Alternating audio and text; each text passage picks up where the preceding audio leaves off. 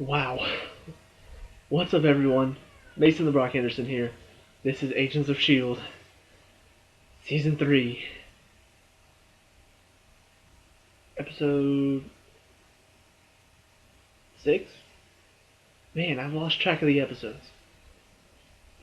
I gotta look it up now. But this is a compliment, actually, because if I can't remember how many episodes we are in, that just means that I've been so into the show that I don't even keep track anymore. Of course, it could also be a bad thing, because I don't remember Bones because it's been so bad. I feel like it's been like way too few episodes, so it's a good thing in this case. I can't remember because it's so intense. Every episode just I can hardly pick out the different episodes because they're all so good. This is episode 7.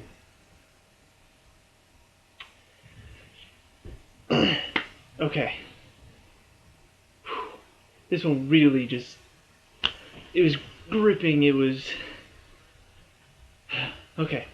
So, shocking revelation last week. Andrew is Lash, and wasn't really sure what to think. Whether he was actually Lash. He wasn't Inhuman, and that's why he turned into Lash, or if Lash maybe was posing as Andrew and Andrew was somewhere else, like locked away somewhere. But no, they open up with Andrew and May in Hawaii enjoying their time, and then it shows Andrew looking through some of Jiaying's stuff, and then then he opens up a book that she had booby trapped with a Terrigen crystal. He gets covered in the smoke. Sure enough, gets covered in the cocoon, and he's Lash. And even though they did show that, I was still, I completely understood all that, but I was still like, wait a minute, what's his motivation? Because that's one thing that they didn't really talk about was, his motivation for killing. They just knew Lash was a killer, and that's the only and very, very good motivation. It's instinct. He's slowly turning into this monster, and it's just instinct for him to get rid of Inhumans. He doesn't know why. It's what he feels like he has to do, and that's fine. A lot of times they make up some stupid motivation, like I don't know. I can There's several stupid reasons they could have come up with, like oh, but I just feel like I'm the threat, so everybody else is a threat. No, he feels like he has to eliminate them, and he only kills those who deserve it. And he's using this book that Jiaying had, the list of all the names, and there's one scene where I think it was between him and May. She says something about you attacked Lincoln, and he says he has a darker history than you know. And so I think he has like a list of these people, and maybe a list of what they've done, a list of deeds or whatever that show their history. And I think he feels justified in what he's doing. He feels the need to do this, and he's only getting rid of those who deserve it in his mind. So very, very interesting. Not really, not what I was expecting, but good reason. But that's what majority of this episode revolves around, is Andrew and Lash and May. You see where a lot of the conflict is coming in between Coulson and Daisy and the ATCU. Those. You've got Coulson. Okay, you've got the ATCU who are looking for a cure. And then you've got Daisy, who thinks the Inhumans don't need a cure. It's just part of who they are. And then you've got Coulson stuck in the middle, and he sees her side, but he also sees her side, and I feel kind of bad for him because he clearly wants. He agrees with Daisy that not every Inhuman deserves this, but then again, he also agrees with Rosalind that some people, they can't control their powers, and they don't want their powers, and they're looking for a way out of it.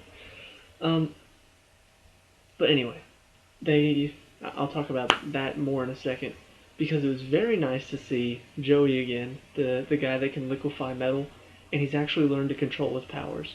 It shows him with a filing cabinet, and he's like melting it, and he turns it into like a an orb. Um, and he's very clearly happy about it. He's like, I can create things now. I've learned how to control it. And Andrew's there, and it, a lot of these lines that he's saying, it's kind of like he wasn't talking like this before we knew he was Lash, and so I'm kind of disappointed. Like this is one of the minor nitpicks in this episode.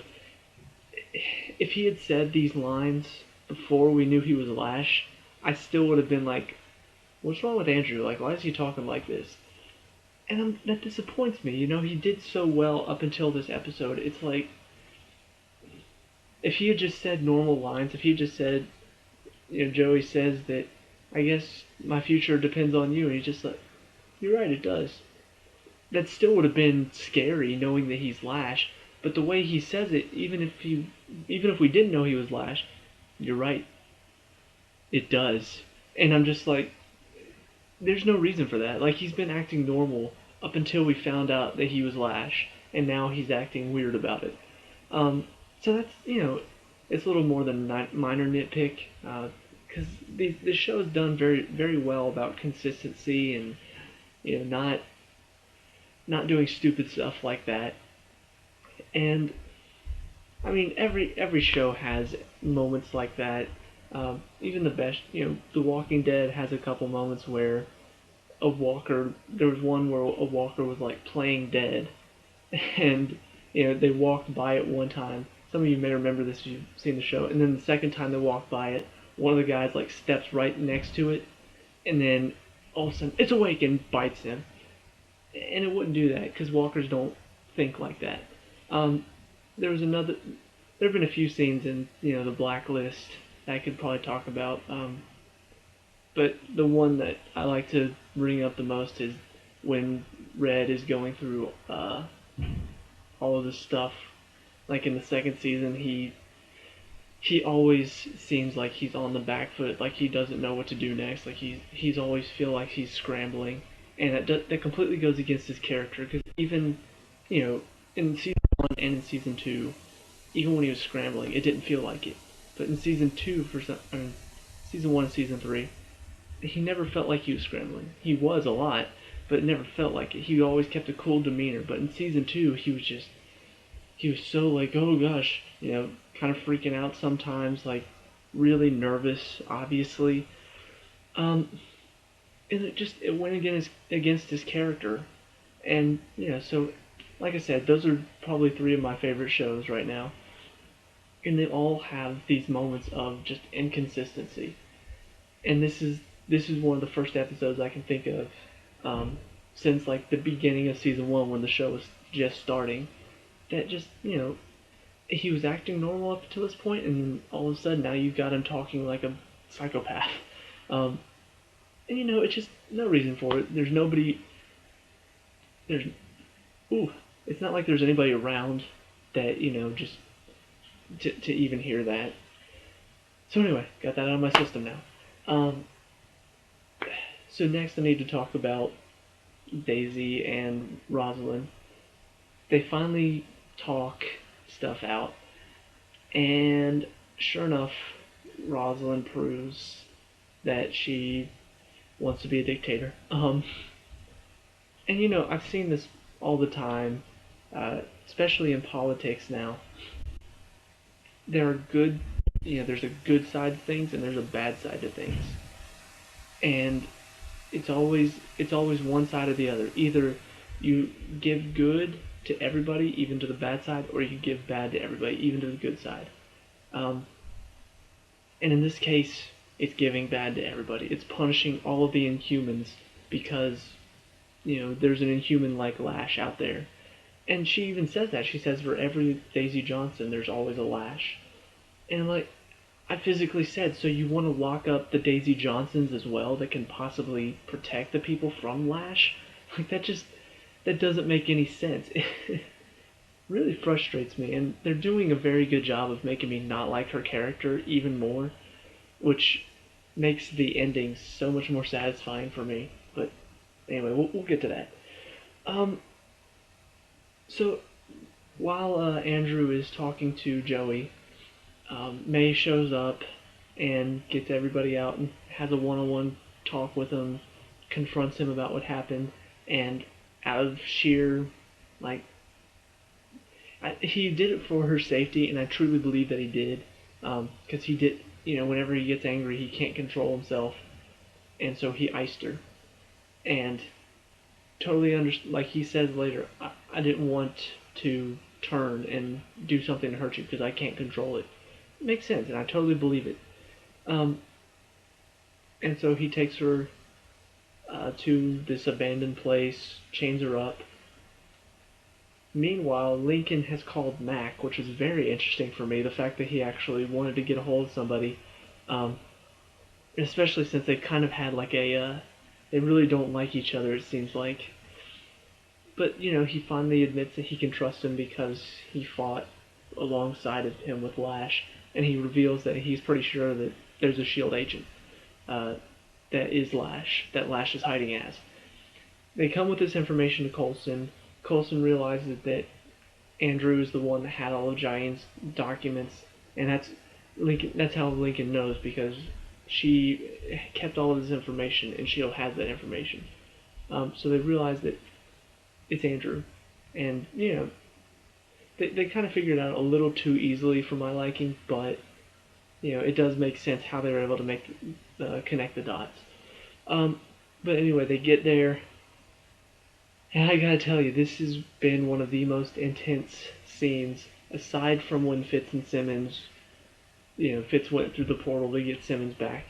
That's the only thing that's been more intense this season, because that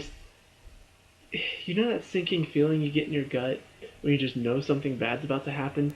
I was getting that. I was almost completely positive that an important character was about to die. And I didn't know whether it was going to be Andrew, whether it was going to be May, or Lincoln, or Rosalind. I was just like, somebody's going to die. But nobody did. A couple of the ATCU agents, I think one of them died from Lash throwing him across the room, but nobody did. It felt like they were about to. They went in with a plan to get Lash into containment pod, and Lincoln kind of goes off script because he has a grudge because of everybody that Lash has killed that's close to him. So Lincoln attacks him, and then it feels like he grabs Lincoln, about to take him down, and then Coulson grabs with his metal arm, and just as he's about to turn it on Coulson, I'm sorry, Mac comes up first, saves Lincoln. He's about to do it to Mac. Coulson comes up, saves him. He's about to do it to Coulson. The ATCU agents show up and start shooting him. Starts knocking all the ATCU agents across the room. Rosalind shoots at him, grabs her, drops her off the balcony. I'm like, she's dead.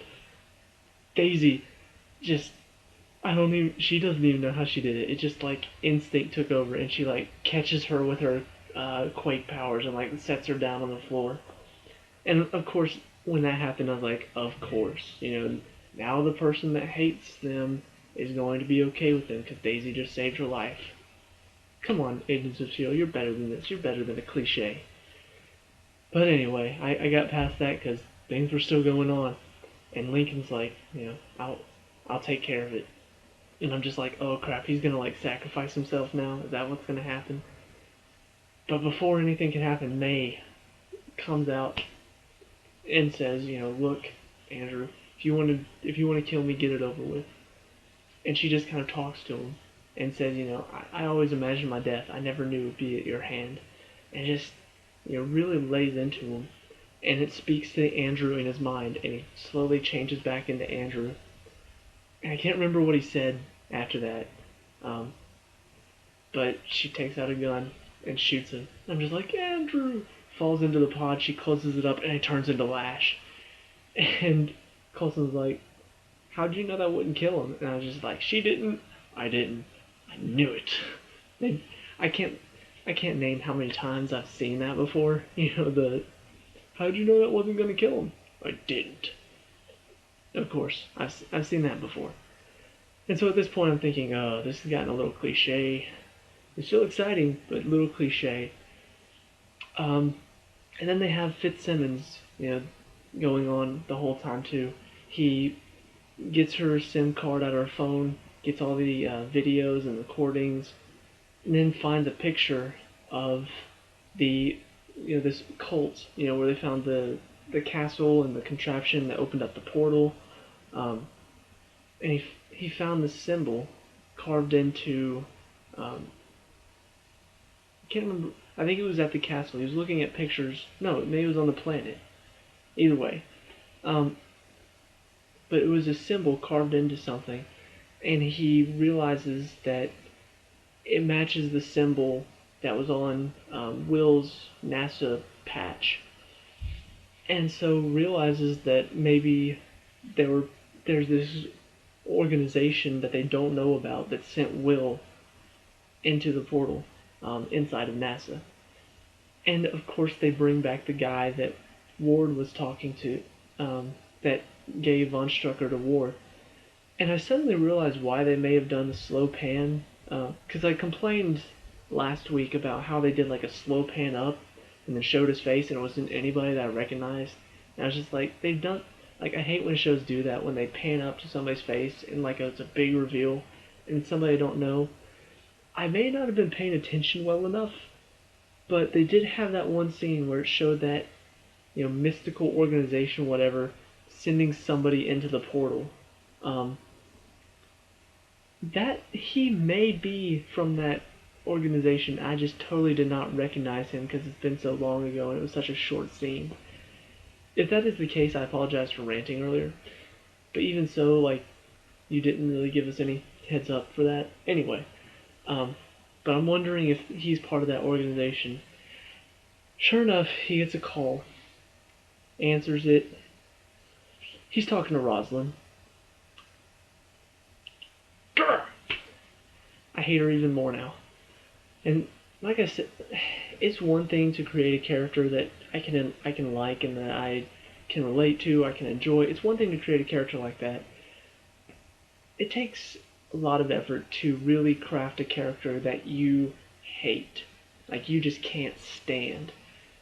And it's not just a you can't stand them. It's like they're not evil, they're not the bad guy, but you can't stand them, even though they're supposed to be good. And that's how they've been crafting her. And now it turns out she's the bad guy, and that just makes it so much more satisfying.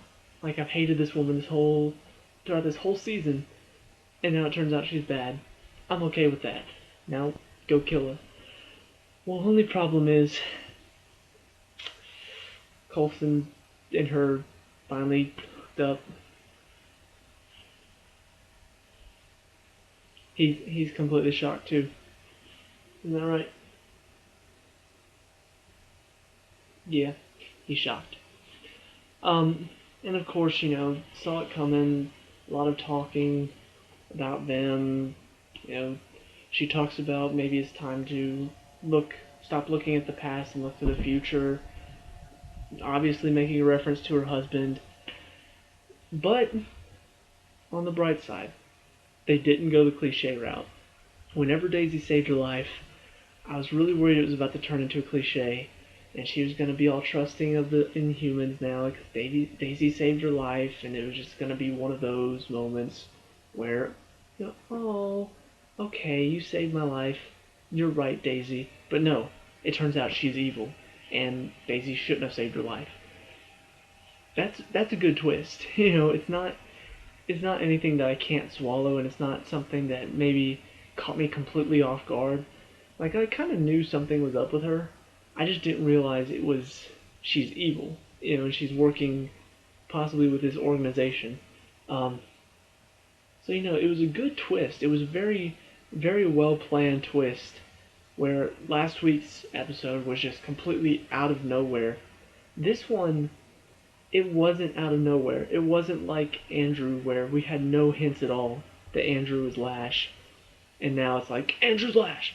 This one, it was like you could tell something was up with her, but you didn't think she was evil. And now that you know she's evil, everything makes sense. ATCU makes sense. It just, I love whenever they can do a plot twist like that. It's a plot twist that doesn't completely catch you off guard, but it does still get that, oh, I can't believe her. Like, it gets me emotionally. I'm just like, she needs to die now. Daisy, kill her. Um, but anyway, really, really good episode. Um, I guess I do need to finish talking about Fitzsimmons because it's such a hard moment because you know that she very clearly has this, what's it called? Oh, I can't remember the name of it now. It's that syndrome that you get whenever somebody saves your life. She very clearly, I think that's what she feels for Will. I don't think it's anything real, um, because I think what she feels for Fitz is real, but I think she feels more strongly about what happened with Will, partially because I think she feels guilty too that he saved her life, and then she couldn't save his, and now he's stuck over there. Um, I think she feels a bit guilty for that too. And I think that also kind of, it's survivor's guilt on top of Nightingale syndrome. Boom! I knew I'd remember it. That's probably not right, but you know what? I don't care. Um, but it's.